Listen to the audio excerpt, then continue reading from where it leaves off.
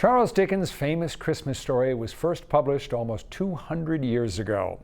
It tells the story of Ebenezer Scrooge, a greedy man in need of a little Christmas spirit.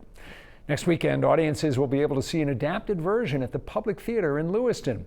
Samantha sat down with the cast ahead of opening night and first asked, why does a story from the 1840s still resonate with audiences today?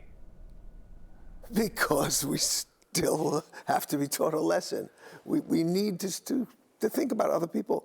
We need to feel empathy for other people. And the play is about that. It's about not getting wrapped up in your own little world, your own little desires. Scrooge is caught in his own black world, this terrible history that he lives, and he ignores everybody around him. And all of a sudden, through an intervention of the supernatural, he becomes a human being. A Merry Christmas, Uncle Scrooge!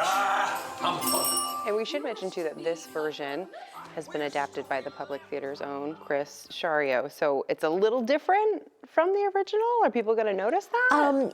I read the book last year. I've read it before, but I read it again.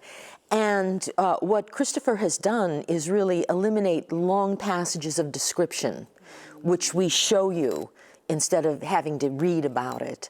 And all the action of the story is there. Well, that's the beautiful thing about theater, right, is you're able to show these moments to and the everybody. fact that there's live foleying of sound and there's a fiddle player on stage with us and those things. I think we don't get that as often in the modern technological movie world, and I think that's the power of live theater in many regards. Yeah. And I think to your point about why is it still here? I think it's a sign of hope that people still want to see something about kindness and empathy and compassion even 200 years from now. I think when they stop wanting Christmas Carol, I think that's when we start worrying, right? Right. Now, and Joel, you play the role of Scrooge.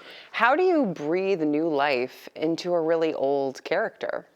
I've played Scrooge a number of times, and I've also done a one-man version of Christmas Carol. But I haven't done it in 4 years, and it was strange to me yesterday, picking up the script again and saying those lines again, how much I missed it. It's crazy. I mean, I've done it before, and I'm going, oh wow, that line that's really profound. The trouble he's having and what he gets to go through is just a wonderfully profound thing for any actor, but for any person as well. And I said, oh God, I've missed this. Let's do it again. Matt, we've talked to you in the past because you've done film before. You play a few different characters in this show. What do you like more, live theater or shooting films? Yeah, live theater. I mean, I think they each have their own challenges and fun and joys. I think many actors, there's nothing like a live audience and getting to work with your actors in a way that the train leaves the station, come what may. You find it together, you listen to each other, you try to find some magic together. It's harder to achieve that. It's a totally different thing on film, and I think that's a different journey. And so for me, and this is a special place. This is the first place that I ever got my first professional acting role, and Chris and Janet gave me that opportunity. And so this place has a little extra special kind of spot in my heart, specifically on the stage. I love it. And you were saying too that your kids can come and watch this. Yeah, I mean that's the fun thing. The whole family can come. Everybody can be here, and that's not always something in our world we can do if you have young kids. And so that would be my most nervous performance. That's for sure. So, yeah. Sheila, you also play a couple different characters. Is there one in particular that you're most excited to bring to life? Yes, I love playing the ghost of Christmas Past. Past brings all the joys of our childhood to remind us of all the wonderful things that have happened. But in order to get Scrooge to begin his transformation, she also brings up some of the not so good decisions that he's made in his life. But I love, it's as if a warm mother from your past comes and gives you a hug. And again, I mentioned this is a show that's been around a long time. So why should people come out and see this version of A Christmas Carol?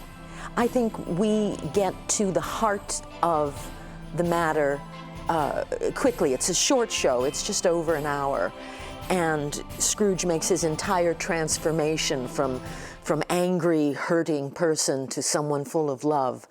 And it's an opportunity to see that and ride along with that. It's a season of joy. It's a season of caring about each other, about, examining our choices and trying to find the own joys in our lives. And I think that's what the best of theater, the best of art can do, is let people kind of see an example and reflect within. And I think this is a really good opportunity for that. Look, we live in a very divisive time.